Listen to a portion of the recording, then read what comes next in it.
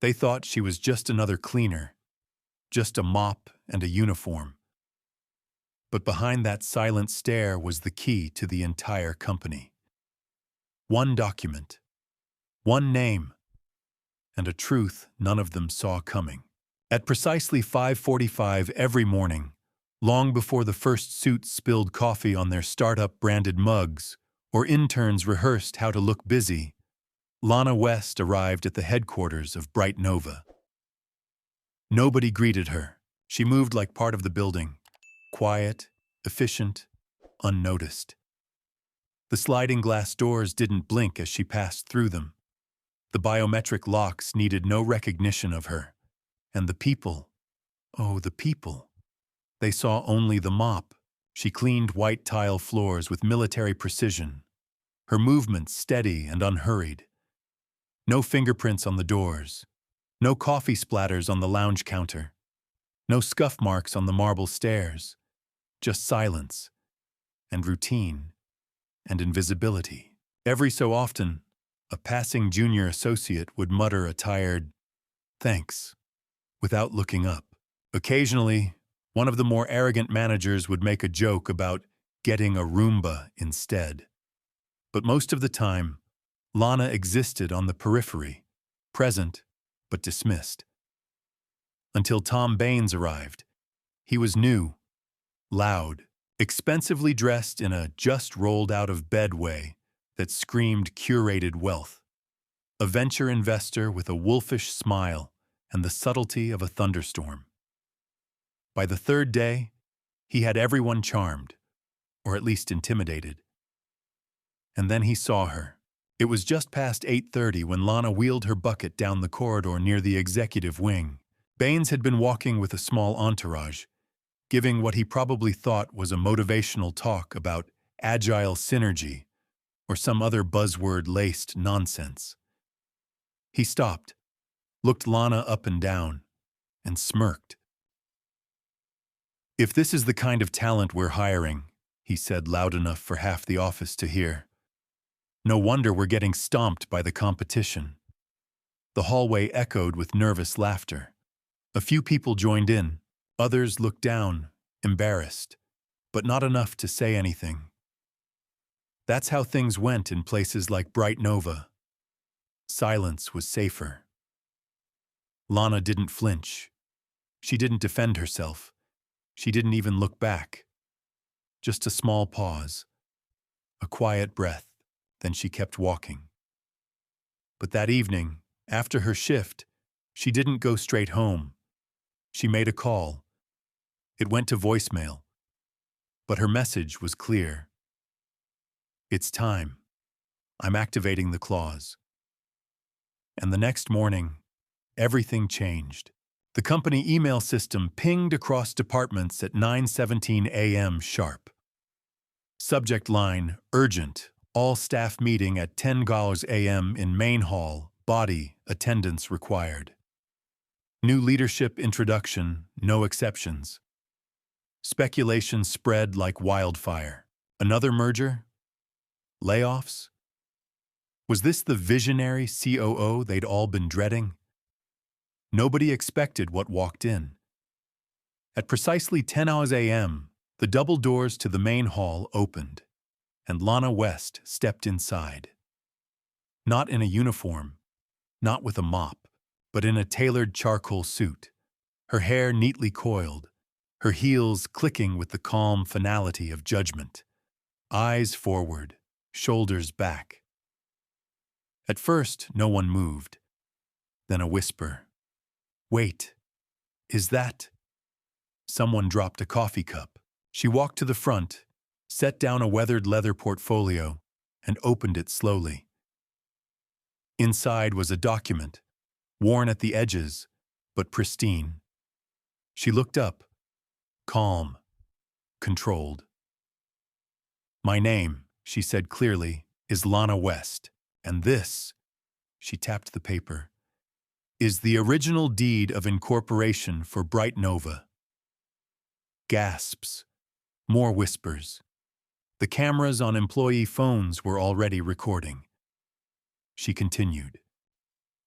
My father, James West, founded this company 32 years ago in a garage with 2 prototypes and a dream. When he passed, I inherited everything, including a controlling interest none of you knew existed. She paused, then flipped the page to a signature line. Founder, James West. Beneficiary, Lana West. Not a cleaner, not invisible, not optional. The room fell into stunned silence, and Tom Baines, seated in the front row, arms crossed, smirk already fading, went completely pale. Lana turned to the screen behind her. It flickered on, showing a list. Here, she said, are the names of those who dismissed workplace harassment reports, who mocked junior staff, who fostered a culture of silence. The list scrolled. People in the audience shrank into their seats. Others leaned forward, eyes wide, hopeful. She looked out across the crowd. I'm not here for revenge, she said. I'm here to clean house, starting today. And just like that, the mop had become the sword. You could hear a pin drop. Lana West stood at the head of the room like a storm waiting to break. The founder's deed lay open on the podium beside her, untouched but heavy with power. Her voice had gone still. Her presence had not. Tom Baines looked like someone had kicked the floor out from under him. The ever-charming investor, golden boy of boardrooms and brunches, suddenly looked small. And then she spoke again. I've spent the last year reviewing internal documents, quietly, watching, reading complaints that vanished into email black holes, HR reports that were never escalated, exit interviews from good people who were told they weren't a cultural fit. She tapped the tablet on the podium. A slide appeared on the screen. Names, timestamps, offenses. These aren't rumors. These are records, signed, dated, and buried, until now. The list scrolled. Department heads, directors, even a VP. Several people in the audience shrank in their chairs, recognizing themselves before their names lit up in full. No one dared speak, except one. A voice broke the silence. A woman in the back, maybe mid-30s. Eyes wide but jaw firm. I filed a harassment report 2 years ago, she said. It was ignored. Lana met her gaze. I know. You were one of the first names I looked for. The woman's hand trembled slightly over her chest. Her face crumpled, but not in fear, in relief. Applause didn't start all at once. It came first from the junior software engineer in row 3, the one who always came in early and stayed late. Then the receptionist who had once overheard Lana being mocked but hadn't dared speak. Then more, louder, unashamed. One by one, employees stood, clapping, not for a presentation, but for justice. And Lana? She stood motionless. She didn't smile. Not yet, because her work wasn't done. I'm not here to hand out second chances, she said once the applause faded. I'm here to correct a legacy that was taken off course the moment this company decided compassion was a weakness, and power belonged only to the loudest voices. She pulled another document from the folder. This is the termination order, signed this morning, for 7 employees. HR is processing them now. And yes, her gaze swept to the front row. That includes Mr. Baines. A flicker of anger finally appeared on his face. This is outrageous, he hissed, rising to his feet. You think you can walk in here, wave some old document, and pretend to be a leader? Lana didn't even blink. I don't have to pretend. I am Bright Nova. I was here before the buzzwords and the branding. I watched this company forget why it existed. She took a step closer, and I watched you laugh at a woman with a mop.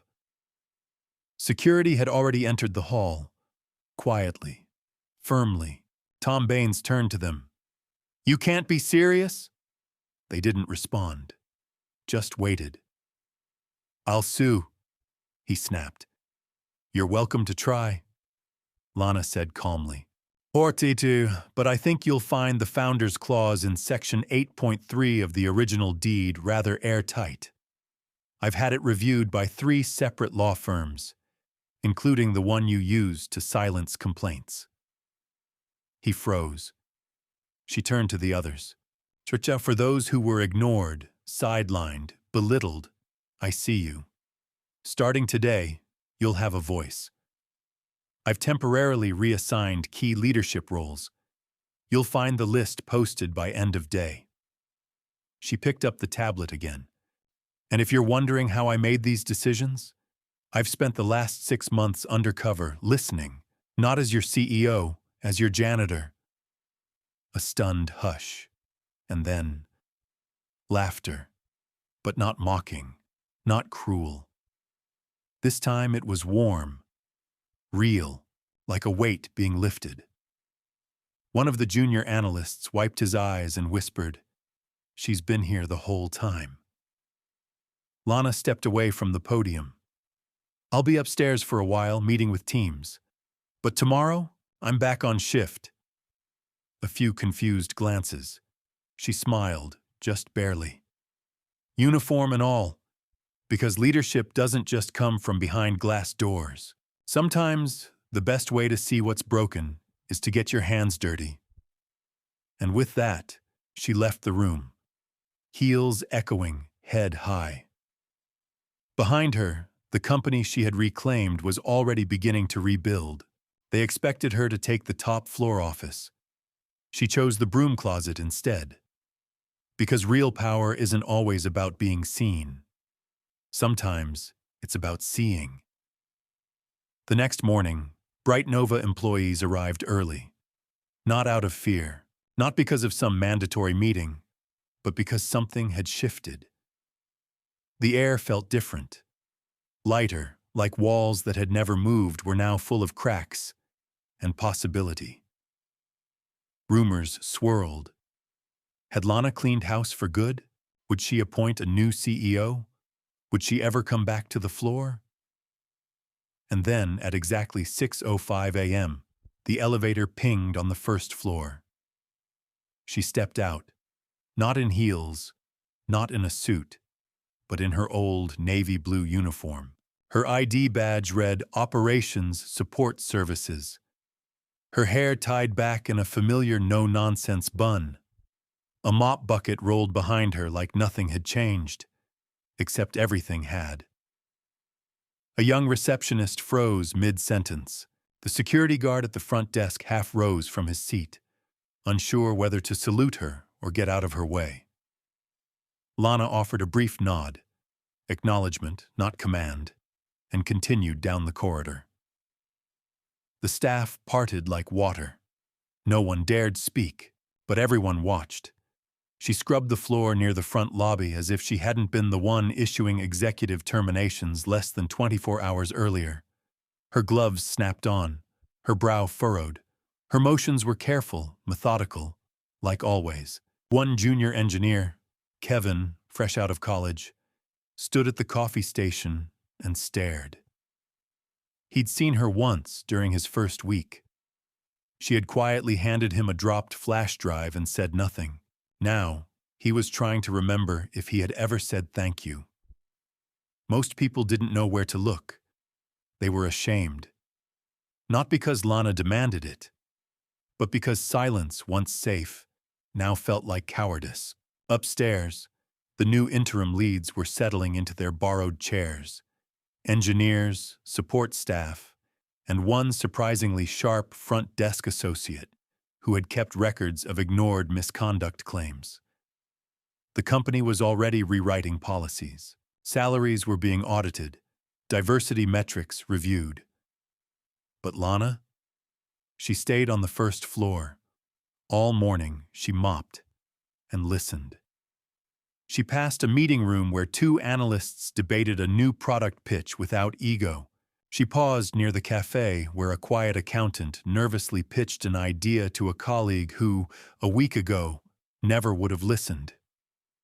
She heard everything, felt everything. That was the point. She didn't want a seat at the table. She was the table, and now she wanted to see who deserved a place at it. Near noon, she stepped out for air. The bench outside the Bright Nova building was still in the shade. She peeled off her gloves and rubbed her hands together. Weathered palms red from hours of scrubbing. It felt good. Real. A voice interrupted her thoughts. "Excuse me, Miss West?" She turned. A young man, barely mid-20s, lanyard still half tucked under his hoodie, stood awkwardly nearby. She recognized him. IT support. Thin, thoughtful, and quiet. "We spoke once," he said nervously, "in the cafeteria. You asked me if I liked working here. I said, not really." She chuckled softly. "And you looked like you regretted it instantly." He smiled. "I thought you might report me." You just nodded and said, "Maybe someday you will." He paused, then sat next to her. "Was that someday yesterday?" Lana tilted her head, thoughtful. "Depends. You ready to prove it?" He blinked. "Prove what?" "That you're not just here to clock in, that you've got something worth fighting for." He hesitated, and she reached into her cart behind the bench, pulling out a second pair of gloves and another mop. "Start with the floors," she said. "You'd be surprised what you learn down here." He stared at the mop, then at her. Then slowly, he took it. No applause, no audience, no Instagram post. Just two people side by side. One mop, one mission, and above them, behind the mirrored windows of Bright Nova's executive offices, the company Lana West rebuilt quietly began to reflect the woman who had always seen it clearer than anyone else. From the ground up.